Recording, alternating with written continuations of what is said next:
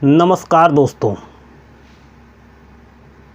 दोस्तों, आम लोगों में ये बात जागरूकता का विषय बनी हुई है कि इमरजेंसी क्या होता है या आपात उपबंध क्या होते हैं, ये कब लगाए जाते हैं देश में, ये संविधान में कहाँ दिया हुआ है और इसके लग जाने से देश में क्या परिवर्तन हो जाता है।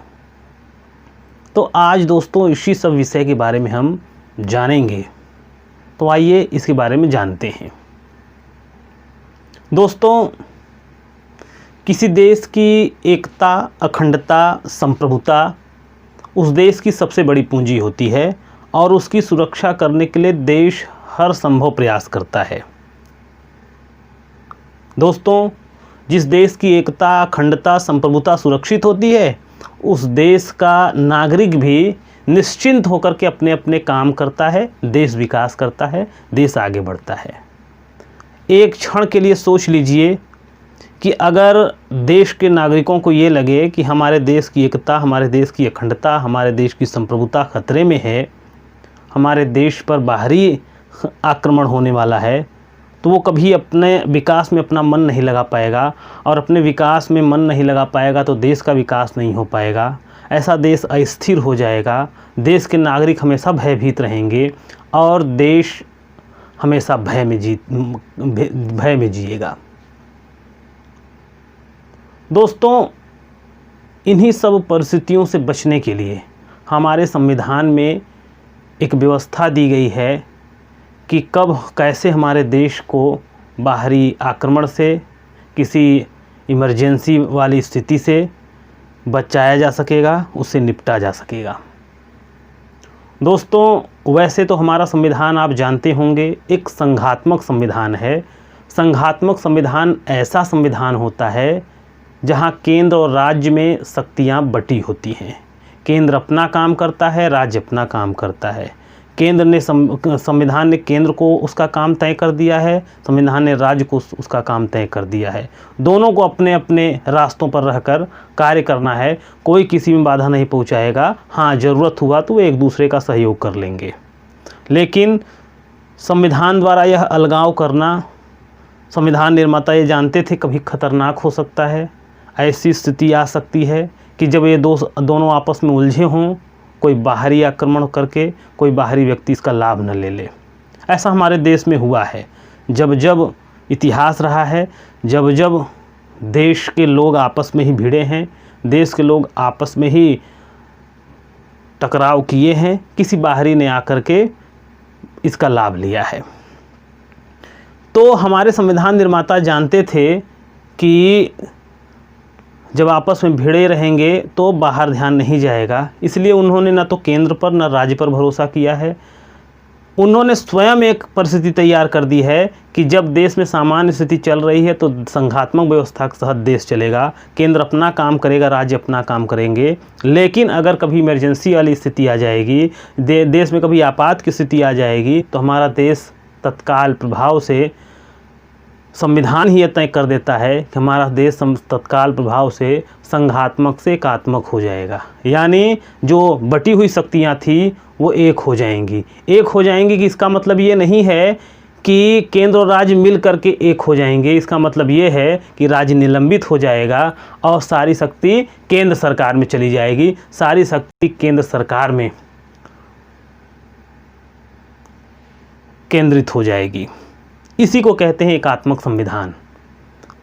तो इसका क्या फ़ायदा होगा, आप इसको एक उदाहरण के रूप में ले सकते हैं। आप सोचिए, अगर आपके घर में हमला हो जाए, रात को कुछ डकैत आपके घर पे हमला कर दें और घर के भाई बाप जो भी हैं घर के सदस्य, वो आपस में इस निर्णय पे ही नहीं पहुंच पाते कि क्या करना है, तब तक तो वो डकैत अपना काम करके चले जाएंगे। इस स्थिति में अगर ये हो जाए, ऐसी परिस्थिति में अगर ये तय हो जाए कि जो पिताजी कहेंगे वही होगा, तो पिताजी आकलन करेंगे कि डकैतों से लड़ना ठीक होगा या चुपचाप बैठना ठीक होगा, क्या स्थिति है, जल्दी निर्णय पे पहुंच जाएंगे। इसका मतलब ये है। तो हमारा संविधान भी इसीलिए इमरजेंसी की अवस्था में तत्काल प्रभाव से सारी शक्ति किसको देता है, केंद्र सरकार को दे देता है। केंद्र सरकार में सारी शक्ति समाहित कर देता है और उसका फ़ायदा ये होता है कि केंद्र सरकार निर्णय करने में सक्षम हो जाती है। ऐसी समस्या से तत्काल समाधान मिल जाता है। भारतीय संविधान के अनुच्छेद 352, 356 और 360 ये इमरजेंसी के प्रावधान से ही संबंधित हैं। ये आपात उपबंध के प्रावधान से ही संबंधित हैं। 352 कहती है जब देश में युद्ध, बाह्य आक्रमण या सशस्त्र विद्रोह की स्थिति है तो राष्ट्रपति पूरे भारत के लिए या उसके भाग के लिए जहां ऐसी स्थिति विद्यमान है उसके लिए इमरजेंसी राष्ट्रीय आपात की घोषणा कर सकता है।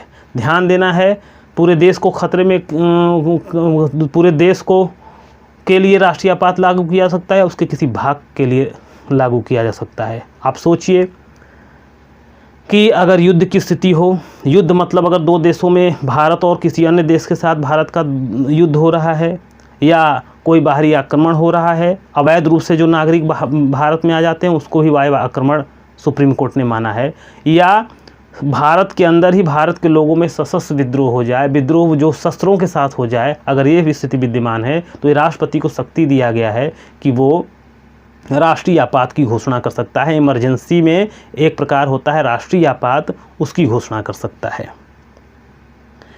356 में एक दूसरे प्रकार के राष्ट्रीय आपात की चर्चा की गई है, एक दूसरे प्रकार के इमरजेंसी की चर्चा की गई है, वो है राष्ट्रपति शासन।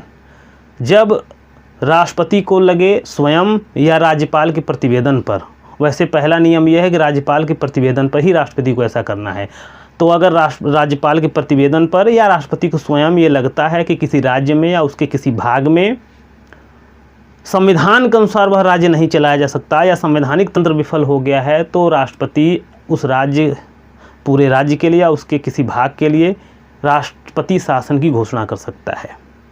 एक तीसरी स्थिति 360 में बताया गया है वित्तीय आपात की, जब देश में या देश के किसी भाग में भूखमरी मची हो, अकाल पड़ा हो, वित्तीय संकट हो, तो वित्तीय आपात लगाया जा सकता है। तो ये परिस्थितियां हैं जब युद्ध की स्थिति हो, वायु आक्रमण की स्थिति हो, सशस्त्र विद्रोह की स्थिति हो, संविधान के अनुसार कोई राज्य नहीं चल रहा है ये स्थिति हो, या भूखमरी, अकाल या वित्तीय घोटाले चल रहे हों, या कोई परिस्थिति विद्यमान है ऐसी, तब राष्ट्रपति को यह शक्ति दी गई है कि देश में इमरजेंसी लागू करके देश को देश या उसके किसी भाग के लिए इमरजेंसी लागू करके सारी शक्ति केंद्र सरकार को दे दे। तो क्या ये राष्ट्रपति की शक्ति मनमाना है, ये भी प्रश्न आपके दिमाग में आ रहा होगा। तो दोस्तों आपको बता दूं, अब हमारे संविधान में 1975 वाले इमरजेंसी के बाद हमारे संविधान में बहुत परिवर्तन कर दिए गए हैं, आमूलचूल परिवर्तन कर दिए गए हैं। अब परिस्थिति ऐसी कर दी गई है कि इतना आसान नहीं है राष्ट्रपति के लिए इमरजेंसी लगाना, क्योंकि प्रतिबंध ये लगा दिया गया है कि अगर राष्ट्रपति इमरजेंसी लगाना चाहता है तो सबसे पहली बात यह है कि उसे प्रधानमंत्री और कैबिनेट से परामर्श लेना होगा। दूसरी परिस्थिति ये है, दूसरा शर्त ये है कि उसको सदन के समक्ष रखना होगा। अगर सदन अनुमोदन कर दे तो 6 माह और नहीं तो 1 माह, कुछ मामलों में 2 माह में वो अपने आप समाप्त हो जाएगा।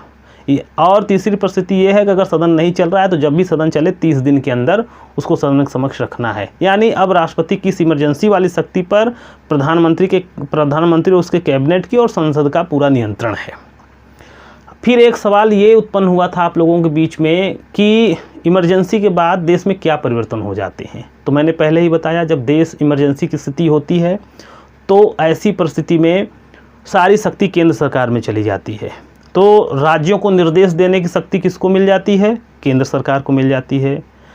और जो मूल अधिकार हमारे हैं वो निलंबित हो जाते हैं। आप जानते हैं हमारे 6 मूल अधिकार हैं, जैसे हमको समानता का अधिकार है, हमको स्वतंत्रता का अधिकार है, हमको शोषण के विरुद्ध अधिकार है, धर्म की स्वतंत्रता का अधिकार है, संवैधानिक उपचारों का अधिकार है, बहुत से अधिकार हमको दिए गए हैं। ये सारे अधिकार निलंबित हो जाते हैं, ये सारे अधिकार हमारे रोक दिए जाते हैं। लेकिन आपको ये भी ध्यान देना है कि ये जो हमारे अधिकार हैं उसमें जो अनुच्छेद 21 वाला है प्राण और दैहिक स्वतंत्रता वाला अधिकार, वो कभी नहीं मरता, वो कभी निलंबित नहीं होता।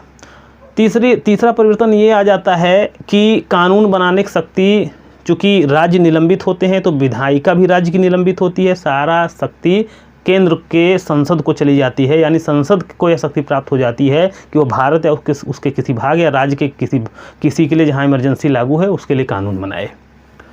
उसके बाद एक और है कि अनुच्छेद 13, संविधान का अनुच्छेद 13 भी निलंबित हो जाता है। 13 में आप जानते होंगे, वहाँ कहा गया है कि भारत में ऐसा कोई कानून नहीं होगा, कोई ऐसी विधि नहीं होगी जो मूल अधिकारों को छीनता हो, न्यून करता हो, अल्प करता हो या समाप्त करता हो। मूल अधिकारों को छीनने वाला कोई कानून देश में नहीं बनाया जा सकता। लेकिन अगर इमरजेंसी है, चूँकि अनुच्छेद 13 ही निलंबित है तो इमरजेंसी लागू है। ऐसी स्थिति में मूल अधिकारों को छीनने वाले कानून भी उस समय बनाए जा सकते हैं। तो दोस्तों, आपको समझ में आया होगा इमरजेंसी क्या होता है। ये आम आदमी को समझने के लिए बताया गया है, कंपटीशन के लिए या और ऊंचे स्तर के लिए। ये इसकी अलग व्याख्या भी है, आम आदमी के लिए है, और इसको जो है कंपटीशन के लोग भी इससे समझ सकते हैं। हालांकि उसकी परिस्थितियाँ, उसको बताने का तरीका कुछ अलग है। तो दोस्तों, आपको ये ज़रूर ये वीडियो समझ में आया होगा। अगर आपको ये बात समझ में आया है तो इस चैनल को लाइक करें, सब्सक्राइब करें और साथ ही साथ जितना हो सके शेयर कर दें। नमस्कार दोस्तों।